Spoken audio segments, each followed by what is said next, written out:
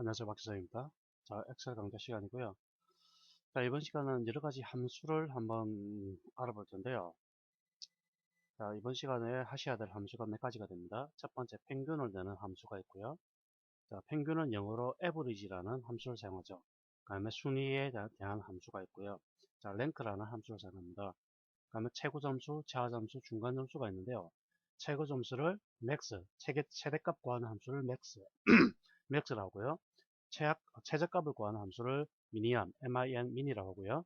중간값을 취하는 것을 미디안이라고 합니다.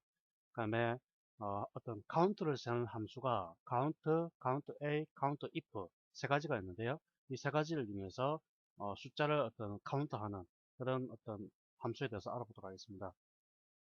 실제로 많은 함수를 사용합니다만은 사용하는 방식은 거의 대동소이하니까 어렵지 않게 공부하실 수가 있을 겁니다.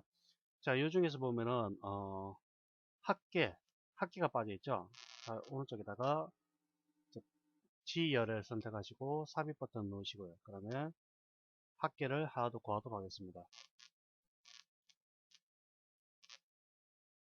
그 다음에 이거는 전체를 합쳐버릴까요? 아니면 최고 점수가 최하 점수 이렇게 중간 점수를 더하기 위해서 할까요? 뭐 이렇게 행으로 더하는 게 좋겠죠. 자, 한번 계산을 한번 해보도록 하죠. 일단 여러분께서 기본적으로 아셔야 될 게 어떤 기본 수식과 연산자를 일단 이해하는 그런 절차가 필요하는데요. 엑셀에서 수식을 입력할 때는 기본 공식이 있습니다. 수식을 입력할 때는 항상 기본 공식이 있는데요. 컴퓨터를 엑셀이라는 프로그램을 제외하고 만약 우리가 계산 공식을 입력할 때는 이렇게 입력할 수가 있습니다. A 플러스 B는 무엇이냐, 이렇게 해서 A와 B를 더하기 위해서 C라는 값을 도출할 수도 있고요. 또는 C라는 값이 있다고 할 때 A 플러스 B 이렇게 표시를 할 수도 있습니다. 아니 A가 3이고 B가 2라고 할 때 이 두 가지를 더하게 하면 5라는 숫자가 나올 수도 있고, 또는 5라는 값이 있을 때 3이 있고, 또는 B를 모른다고 할 때 2라는 값을 이렇게 도출해낼 수도 있습니다. 하지만 이건 사람이 사용하는 방식이고요. 컴퓨터는 이 사람이 사용하는 이 방식을 이해를 못합니다. 그래서 계산을 시작한다는 뜻으로 항상 앞에다가 이꼬르 표시를 해줘야 됩니다. 즉 이꼬르 표시를 해줌으로써 계산 공식이 시작된다는 것을 엑셀에 알려준다는 그런 의미가 되겠죠. 그 다음에 계산 시작한다는 의미로 이꼬르를 먼저 하시고요. 그 다음에 함수명을 사용하게 됩니다. 함수명을 사용하시고 괄호를 연 다음에 이 함수를 사용될 범위, 즉 셀 범위 또는 주소를 입력한 다음에 이런 식으로 입력할 수 있겠죠. 셀 범위 1, 셀 범위 2, 셀 범위 3 쭉쭉쭉 가다가 셀 범위 n, 그죠? 그러면 괄호를 닫고요. 이게 기본적인 함수 구조입니다. 또는 함수명에다가 이렇게 입력하기 귀찮으니까 어떻게 입력한다고 했습니까? 셀 범위에다가 세미콜론을 입력하고, 자, 이게 n 되겠죠? 셀 범위 n, 이런 식으로 어디에서 어디까지라는 뜻으로 이런 식으로 입력할 수도 있습니다. 이게 가장 기본적인 계산 공식이고요. 자, 첫 번째 합계입니다. 합계는 함수가 뭐죠? sum이죠. sum. 그 다음에 범위는 어떻게 지정해야 됩니까? 지금 우리가 구하는 게 뭡니까? 국어와 영어에 대한 합계죠. 그러니까 2, 5에서, 그죠? 2, 5에서 F5, 4의 값을 더하기 해라. 맞습니까?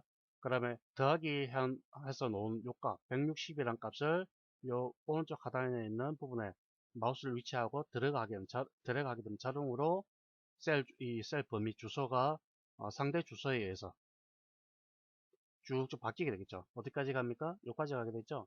G14에서, 그러니까 E14에서, 그죠? F14까지 쭉쭉 셀 범위가 바뀌면서 값이 도출될 겁니다. 여기까지 이해가시죠? 평균도 마찬가지입니다. 평균의 기본적인 함수는 우리가 영어로 뭡니까? 평균은 뭐라고 하죠? average라고 하죠. average, average 입력하시고요. 이때는 범위를 어떻게 잡아야 됩니까? 어떻게 잡아야 되죠? 두 가지 방식이 있죠. 첫 번째는 합계를 이용해서 구하는 방식이 있고요. 그죠? 합계가 뭡니까? 지금 G5죠. 그 다음에 나누기 2 맞습니까? 이때는 가위를 열고 닫으셔도 되고 열어도 되고 안 열어도 상관없습니다. 물론 에버리지 함수를 썼기 때문에 어, 이건 좀 부적합하다고 할 수 있겠네요. 이 함수를 사용했기 때문에 이런 식으로 입력하게 되면은 뭐 계산은 될 수 있겠습니다만은 좀 부적합하고요. 에버리지 요 두 가지죠, 이 두 가지. 그죠? 이 5에서 F5까지 값을 구한 다음에 가로 닫고 나누기 어떻게 해야 되죠? 고정값 2를 입력해야 되죠. 즉 두 가지를 나누는 뜻이죠. 맞습니까? 자, 잘 보세요.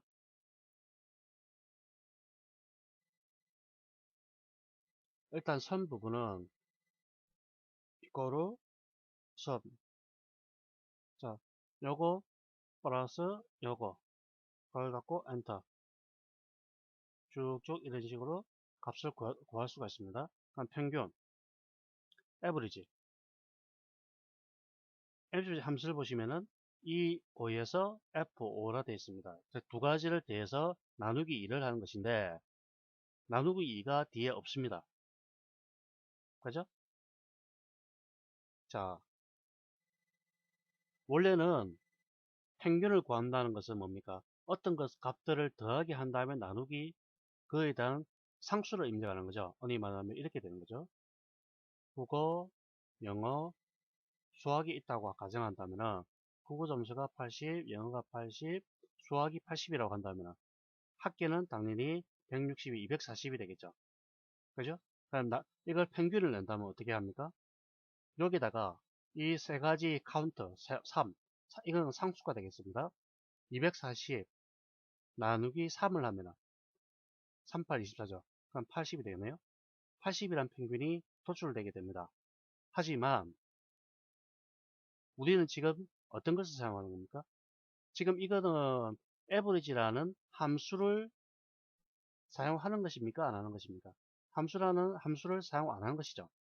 그래서 엑셀에서는 함수를 사용할 때는 항상 기본적으로 어떤 범위를 지정하게 되면 이 범위 자체가 바로 상수로 취급을 하는 겁니다. 즉 나누기 해야 될 숫자, 이 숫자로 바로 취급을 해주는 것이죠. 그래서 사용자가 뒤에다가 나누기 2라는 값을 입력하지 않아도 바로 이 범위 자체가 두 개를 카운트를 하기 때문에 바로 이 두 개를 나누어서 자동적으로 계산을 해준다는 그런 의미가 되겠습니다. 자, 이해 가시죠? 자, 볼까요? 평균값을 다 지워버리고요. 자, 일단 이거로 합니다. 함수 에버리지를 사용하지 않겠습니다. 이거 플러스 이거 나누기 2를 해야 되죠.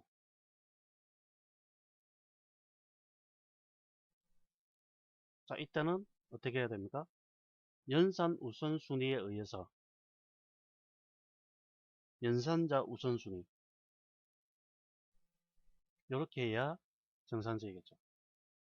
자, 한 번 더 볼까요?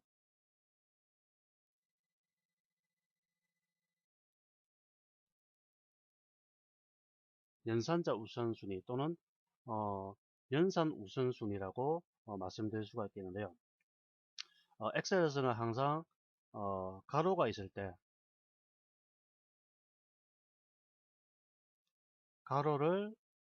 가로에 대해서 먼저 연산을 수행하고요. 뭐 이건 당연한 소리겠죠.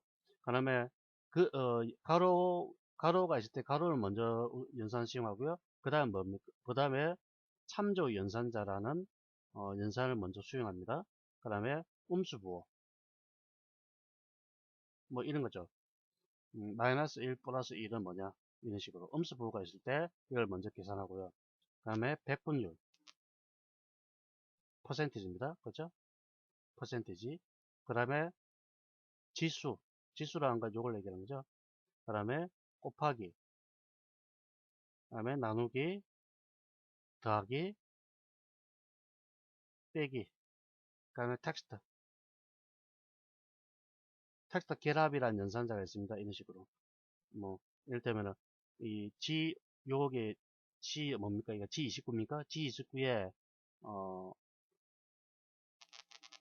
상동이라는 글자가 있고요. 그 다음에, R29에 역이라는 글자가 있다고 가정하면은, 이 두 가지를 결합을 시킨 겁니다. 결합을 시켜서 여기다가 이런 식으로 입력합니다. 상동, and, 가로, 역. 이런 식으로 입력하면은, 상동역이라고 글자가 붙여서 나옵니다. 이걸 텍스트 결합 연산자라고 합니다. 이거는 프로그래밍 할 때도 상당히 중요한 연산자 중에 하나가 되겠습니다. 그 다음에 비교 연산자. 자, 이런 식으로 연산 순위가 결정이 되는데요. 항상 모든 것을 우선순위하는 게 바로 가로입니다. 가로. 자, 이런 식으로 가로를 입력할 수도 있습니다.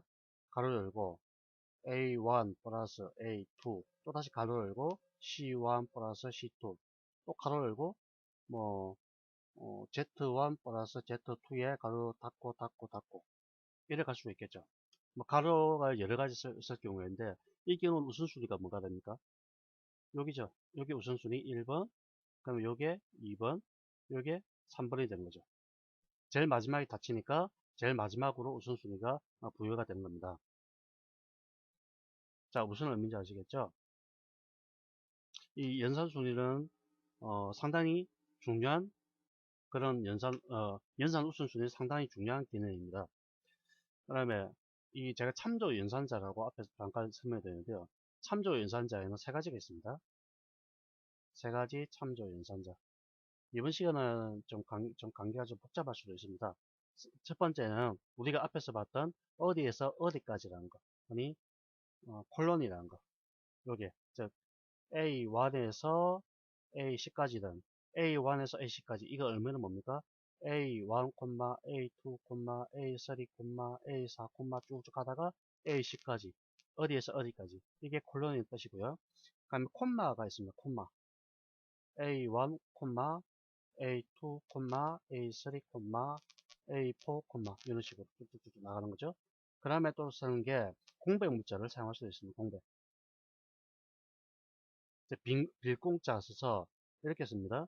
A1에서 A3까지 입력하시고요. 여기다가 한 칸을 띄웁니다. 한 칸을 띄우고 뭐 B1에서 B12까지 요거는 뭐냐면은 어디에서 어디까지를 일단 검색을 하고요. 그 다음에 어디에서 어디까지를 또 검색을 합니다. 이 두 가지를 검색을 해서 공통되는 사항, 즉 공통 상황. 이를테면 A1에서 A4까지 뭐 숫자 15가 있고 B1에서 B12까지 숫자 15가 있다. 그럼 15라는 값을 추출해서 어떻게 계산을 하는 겁니다. 즉 공통 사항을 추출해서 어떤 새를 참조하고자 할 때 사용하는 방식이 공백 문서인데 이건 잘 쓰지 않습니다. 이건 좀 어렵거든요. 공백 띄워주는 게 범위 자체가 조금 까다롭기 때문에 잘 쓰지 않고요. 대체로 참조 연산자라고 한다면은 이 두 가지가 가장 대표적으로 콜론과 세미콜론 이 두 가지가 가장 대표적으로 사용하게 됩니다. 자, 평균을 구했습니다. 앞에서 말씀드렸다시피 우리가 함수를 사용하지 않는다고 한다면은 이 두 가지를 더하기 해서 즉 A 플러스 B를 더하기 한 다음에 나누기 상수가 한 두 가지, 요 두 가지 A와 B의 카운터 UNT 카운터가 뭡니까? 개수죠, 개수. 개수를 살리는 겁니다. 개수. 몇 개냐? 잘 사는 거고 average라는 함수를 바로 사용함으로써 범위만 지정해주면은 셀 범위를 지정하게 되면은 바로 average라는 이 함수 자체에 바로 상수가 포함이 되어 있다는 거 그렇게 이해를 하시기 바랍니다. 자, 그래 하나를 구했으면 하나 더 구해볼까요? AVERAGE 범위를 넘버 1, 넘버 2가 되어있죠. 여기서 이렇게 지정해 줍니다. 엔터. 자, 뭐 나머지는 어떻습니까? 드래그 해버리면 되죠. 이런 식으로. 자, 그 다음에 밑으로 가서 최고 점수가 있습니다. 최고 점수. 자, 함수 중에서 최대값 구하기, 최소값 구하기, 그다음에 중간값 구하기라는 함수가 있습니다. 우리를 최대값을 맥시멈이라 하죠. 그 다음에 최소값을 미니멈이라 하고, 그 최소와 최대의 중간을 미디엄이라 합니다. 맥스, 최소, 민, 중간값, 미디엄. 그 다음에 함수 사용하는 같습니다. 맥스, 범위, 민, 범위, 미디안, 범위. 자, 이렇게 지정하는데요. 이 중에서 최고 점수는 뭡니까? 국어 점수에 대한 최대 점수죠. 그러면 또 영어 점수에 대한 최대 점수고, 그죠? 최하 점수는 국어 점수에 대한 최하 점수, 영어 점수에 대한 최하 점수, 중간 점수는 국어에 대한 중간값, 영어에 대한 중간값을 취하는 겁니다. 자, 지워버리고요. 맥스. 넘버 1, 넘버 2가 나오니까 범위를 지정해야 되죠? 범위를 지정합니다. 가로 닫으시고, 엔터. 자, 요거는 뭐 오른쪽으로 들어가 버립니다. 똑같죠? 다만 셀 범위가 바뀔 뿐이니까요. 그죠? 최하 점수 미니멈입니다. 50점이 최하 점수네요. 들어갑니다. 중간 점수 미디안 MDIA에 자, 이 셀 주수가 보기 힘드시면 이 부분 보셔야 됩니다.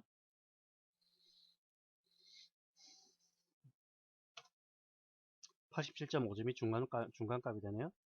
자, 그러면 이걸 더하기 하면 되죠. 자동합계 점 어디서 어디까지입니까? 요걸 더하기 하는 거죠.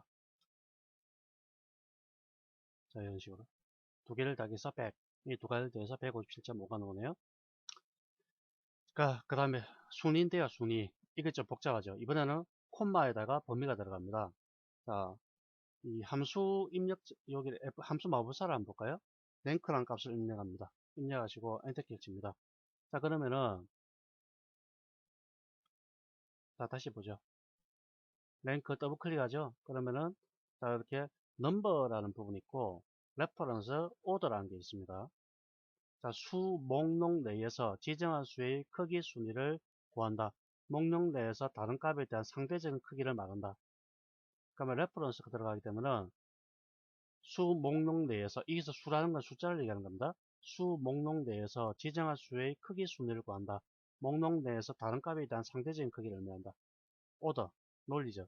수 목록 내에서 지정한 수의 크기 순위를 구한다. 목록 내에서 다른 값에 대한 상대적인 크기를 의미한다. 자, 아주 복잡한데요. 자, 일단 볼까요? 랭크라는 함수를 썼습니다.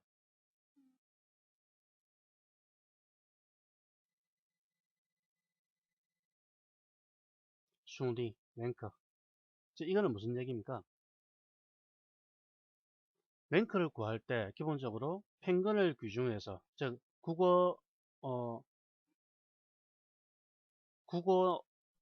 영어, 국어와 영어를 합평값에 의해서 나오는 평균에 의해서 다른 사람과의 내 순위를 구하는 거죠.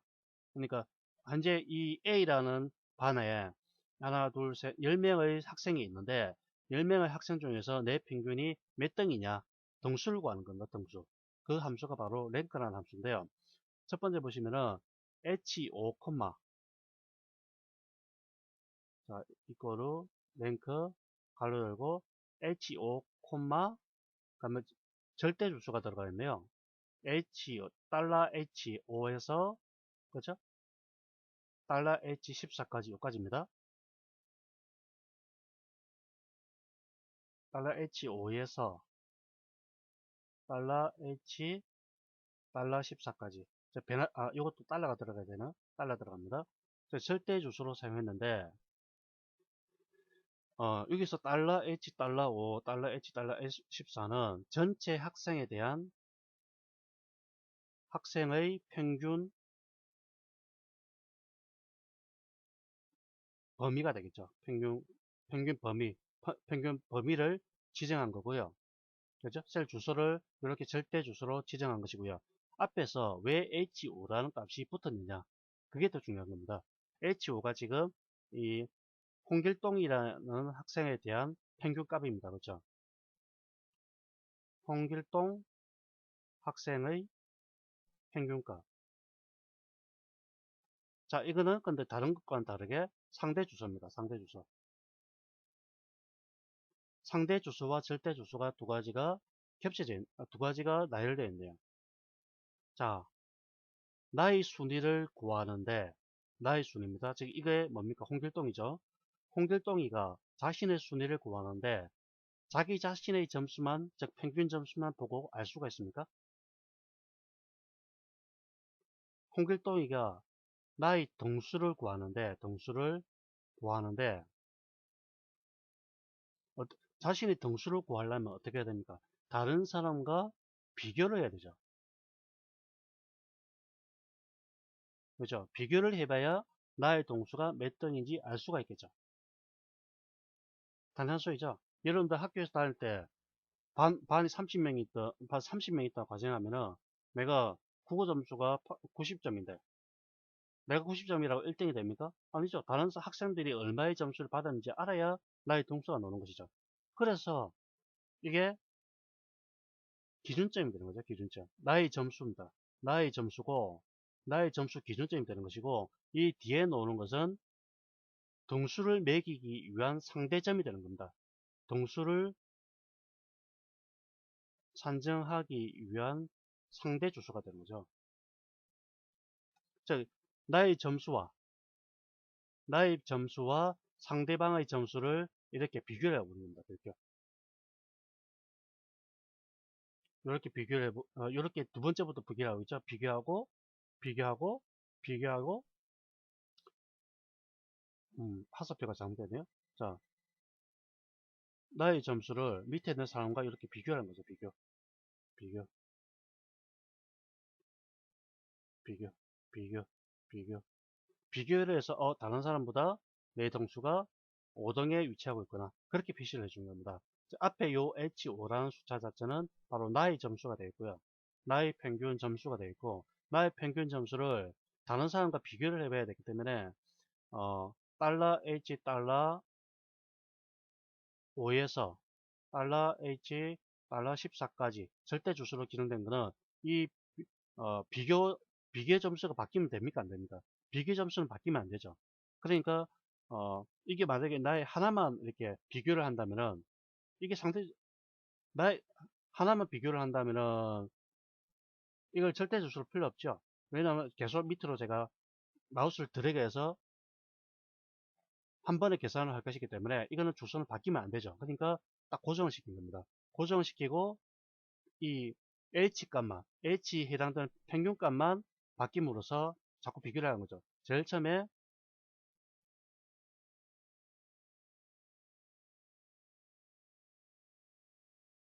H5에서 이렇게 비교를 하겠죠. 그 다음에 H6이 비교를 하고 H7이 비교를 하고 H8이 비교를 하고 H9가 비교하고 H10이 비교합니다. 비교해서 나중에 총체적으로 한꺼번에 너는 1등, 너는 2등, 너는 3등, 너는 4등, 너는 5등 이렇게 순위를 매겨주는 겁니다. 자, 이 함수 입력 방법은 상당히 중요하고요. 왜 이렇게 쓰여져야 되는지 그걸 이해를 하는 게 더 중요합니다. 자, 봅니다. 랭크. 수 목록 내에서 지정한 수의 크기 순위를 구한다. 가로 열시고. 그 다음에 넘버 되어 있네요. 넘버. 숫자죠, 숫자. 평균 점수 클릭합니다. 그 다음에 콤마를 닫으시고 주소, 레퍼런스란 말이 주소라는 얘기입니다. 주소. 뭘 주소냐? 나의 평균값을 다른 사람과 비교를 해봐야 되기 때문에 다른 사람의 평균이 입력된 주소를 이렇게 드래그해서 지정을 해주는 겁니다. 콤마 지정한 다음에 이건 바뀌면 됩니까? 안 됩니까? 안 되죠? 뭐 지금 현재 앞에서도 말씀드렸습니다만은 하나만 비교를 한다면은 바뀌든 말든 상관없습니다. 하지만 제가 마우스 드래그해서 사용할 것이기 때문에 이건 바꾸면 안 됩니다. F4번 한 번 누르면은 $H, $5에서 $H, $14까지 고정이 됩니다. 순위 5동이 나왔고요. 이렇게 쭉 들어갑니다. 들어가게 되면은 밑에 뒤에 있는 것은 비교 점수는 바뀌지 않고 상대 점수만 이렇게 바뀌게 됩니다. 자, 무슨 의미인지 잘 아시겠죠? 그다음에 학생 수 카운터라는 게 있는데요. 자, 개수 해야 개수 살리기 아니 살리기 좀 그렇고 개수 음,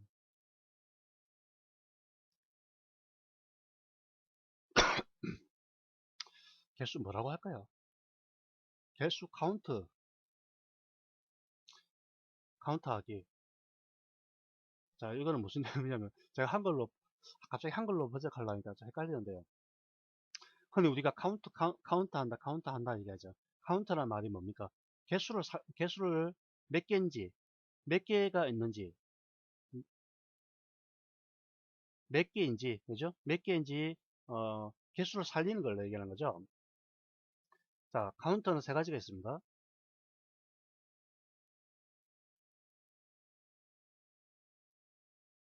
자, 이렇게 세 가지가 있는데요. 카운터는 숫자를 카운트하는 겁니다.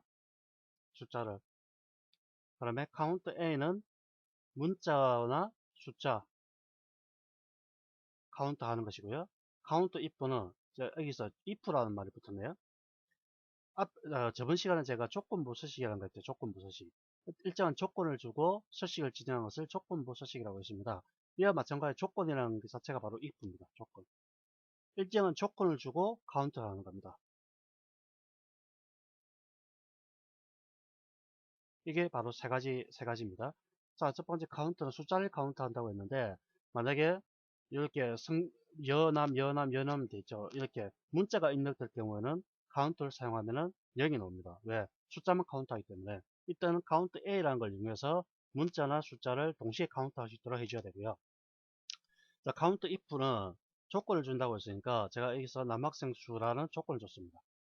즉, 요 중에서 여자도 있고 남자도 있는데 성별이 남자인 또는 여자인 숫자가 개수가 몇 개냐 그렇게 살려주는 겁니다. 자, 밑에다가 세 가지를 다 한번 해보도록 하죠. 카운트 학생 수가 10명이죠. 자, 10명인데 지금 보다시피 숫자를 이런 식으로 드래그해서 범위를 지정한 다음에 카운트를 할 수도 있고요. 또는 문자가 입력된 부분에 카운트를 할 수도 있습니다. 똑같이 10개가 나올 겁니다. 하지만 카운트를 사용하게 되면 이거는 0이 나옵니다. 자, 볼까요? count 가로 열고 범위를 이렇게 지정합니다. 엔터 키십니다. 10이 나오죠? 이번엔 카운트 A를 쓰고 카운트 문자를 살리도록 하겠습니다. 자, 0이 나오죠. 왜? 카운트라는 것은 숫자만 헤아리기 때문에 그렇습니다. 이때 카운트 A를 이용하는 겁니다. 카운트 A D5에서 DC까지 몇 명이냐? 10명이라는 걸 나타내주고요. 그 다음에 카운트 A가 있는데요. 지금 보다시피 if니까 조건이 붙어야 됩니다. 조건. D5에서 D14까지 남자가 몇 명이냐? 이렇게 붙여주는 겁니다.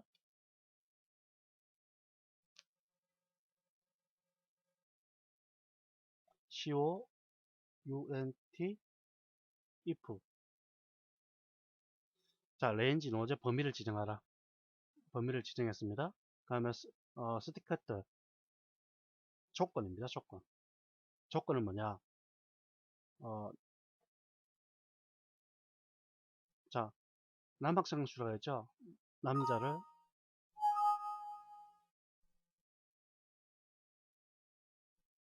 자, 갈로 쌍따옴뼈를 여시고 남 입력합니다. 그 다음에 갈로 열고 닫습니다. 자, 여기서 주의하셔야 될 게 지금 남자, 여자 이거는 뭡니까? 숫자입니까? 문자입니까? 문자죠. 그렇죠? 문자 수식을 이용해서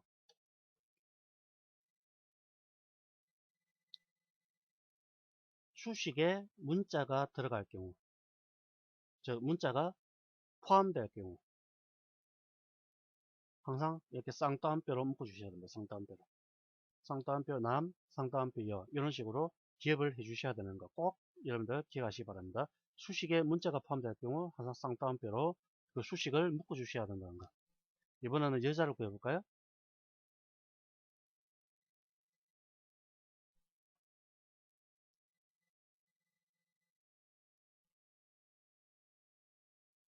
범위를 지정하시고요. 콤바, 이번엔 여자로 하죠. 갈로 닫고 엔터. 자, 5개로 나왔습니다. 하나, 둘, 셋, 넷, 5개. 맞죠? 자, 이렇게 해서 여러 가지 함수를 인정하는 방법과 여러 가지의 함수에 대해서 알아봤는데요. sum, average, rank. 랭크에서 중요한 거는 기준점과 그 다음에 기준점 뒤에 상대 주소가 변한다는 거 꼭 기억하시기 바라고요. 그 다음에 최고 점수 맥스, 최하 점수 미니엄, 최소와 최대, 중간 점수 미디언. 학생 수는 카운트를 세는 것은 세 가지가 있다. 카운트, 카운트 A, 카운트 if. 카운트는 숫자를 카운트할 때만 사용하고, 카운트 A는 숫자 또는 문자를 카운트할 때 사용한다. 또 두 가지 다 포함해야 됩니다. 카운트 if는 조건을 이용해서 카운트를 할 때 사용한다. 또 시간 많이 지나네요. 자, 그 다음에 카운트 if를 또 다르게 사용할 수 있는데요. 여기 중에서 합계나 평균 중에서 합계 부분에서 합계 점수가 만약에 뭐 한 150 이상인 개수는 150점 이상인 숫자는 몇 개냐, 또는 평균이 80점 이상 또는 85점 이상인 숫자는 몇 명이냐, 이런 식으로 조건을 줄 수도 있겠죠.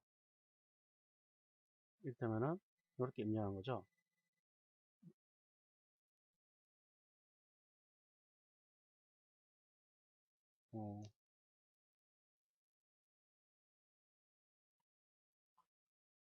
성적이 90점 이상인 수, 그 다음에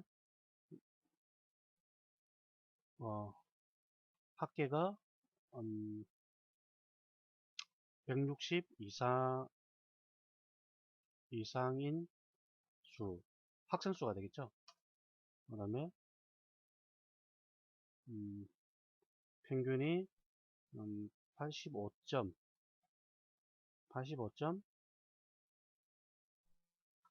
이상인 수. 이상 수라는 것은 뭡니까? 학생 수를 나타내는 거죠.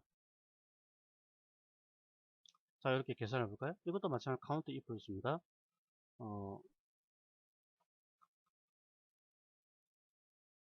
자, count 카운트 if. 자, 성적이 90점 이상이 됐으니까 이렇게 더 범위를 지정하신 다음에 이때 중요한 게 이상이라고 했으니까 크거나 같다는 뜻이죠. 그죠? 크거나 같다. 얼마 이상? 90. 자, 이렇게 하고 가로 닫으시면 에러 나버립니다. 앞에서 제가 count if에서 범위를 지정한 다음에 그다음에 어떤 텍스트를 입력할 때는 상따옴표를 묶어준다고 했죠. 이 중에서 상따옴표를 묶어야 될 부분이 어디입니까? 상따옴표를 묶어야 될 부분이. 이게 근데 이렇게 범위를 지정한 다음에 뒤에 콤마 찍고 뒤에 놓은 이 부분, 이게 숫자일까요, 문자일까요? 이거는 문자입니다. 문자. 왜 그러냐면은 숫자 90이라는 숫자는 숫자입니다. 하지만 앞에 크거나 같다는 숫자가 아니고 문자이기 때문에 이 전체를 상따옴표로 묶어야 합니다. 자, 여기 그냥 엔터 치볼까요? 바로 에러 나버립니다. 이렇게. 입력한 수식에 오류가 있다, 이렇게 넣어버리죠. 자, 그럼 어떻게 할까요? 쌍따옴표로 크거나 같다부터 숫자까지 쌍따옴표로 묶어줍니다. 엔터키 칩니다. 5명이네요. 볼까요? 90점 하나, 둘, 셋, 넷, 5명. 맞죠? 자, 이걸 복사할까요?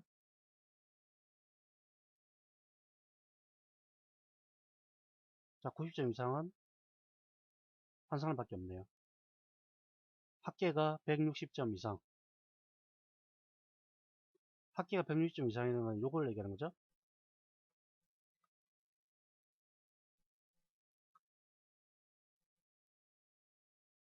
콤마 역시 상따옴표 묶어줍니다.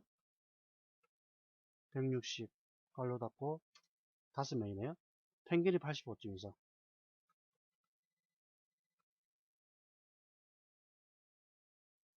콤마 85 4명이네요. 자, 이렇게 해서 간단하게